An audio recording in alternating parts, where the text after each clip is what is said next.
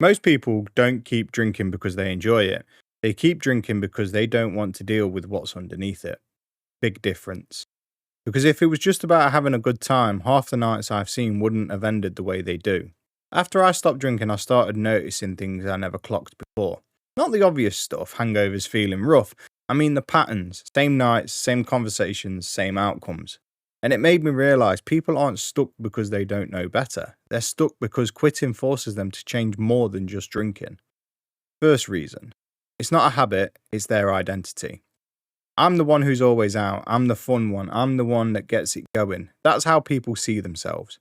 So when you take alcohol away, you're not just removing a drink, you're removing their role in the group, how they socialise and how they feel confident.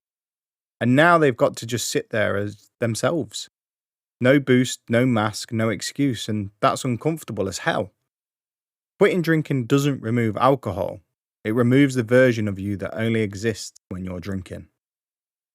Second reason. No one wants you to break the agreement. Because that's what it is, an unspoken agreement. We all do this together, so none of us have to question it. The second you step out, people start getting weird. Come on, just one. Don't be boring. What's wrong with you? But here's what I started seeing when I was sober.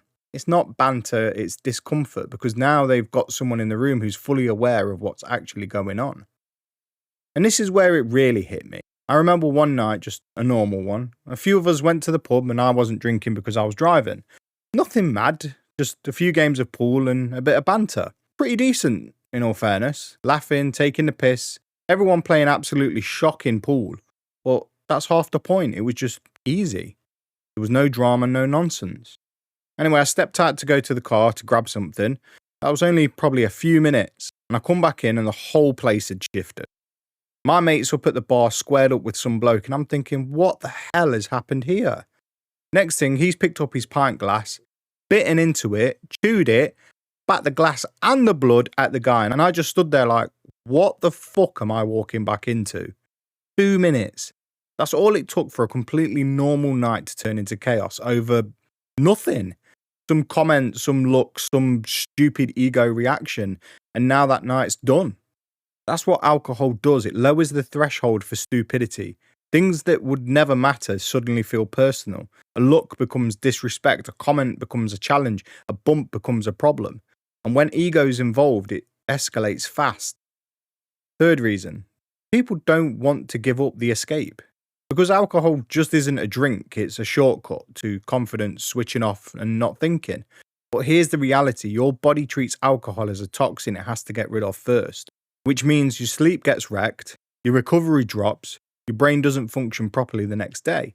That's why you wake up anxious, flat, foggy. It's not just a rough morning, it's your system trying to recover. And mentally, it's even worse. Because you're not just dealing with the physical, you're dealing with things that you said, things that you did, nights that went sideways for no reason. And that pub night wasn't a one-off. I've seen it loads. Good nights, start out, everyone's laughing, everyone's sound talking normally. Then a few more drinks go in and the volume goes up, egos creep in. People start taking things the wrong way. Next thing, someone's arguing, someone's getting dragged out, someone's mood's completely flipped. People are fighting, and you're just stood there thinking, how the fuck has this become that night again? You didn't have a bad night, you had a predictable one. Here's the truth that people don't want to admit. Most people don't actually enjoy nights out as much as they say they do. They enjoy the idea of it, the build-up, and the first hour. After that, it's just managing the chaos. You're not having a laugh, you're tolerating dysfunction because it's normalized.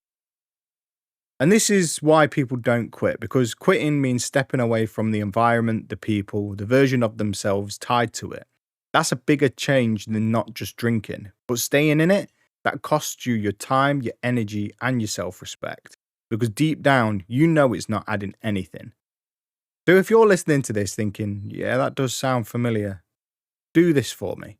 Stop pretending it's just about alcohol. Look at the full environment. That's the real issue. Change one night. You don't need to disappear. Just reduce your exposure.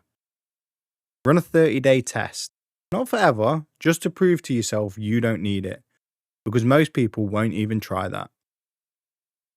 Most people won't quit drinking, not because they can't, but because they don't want to step away from the life that comes with it.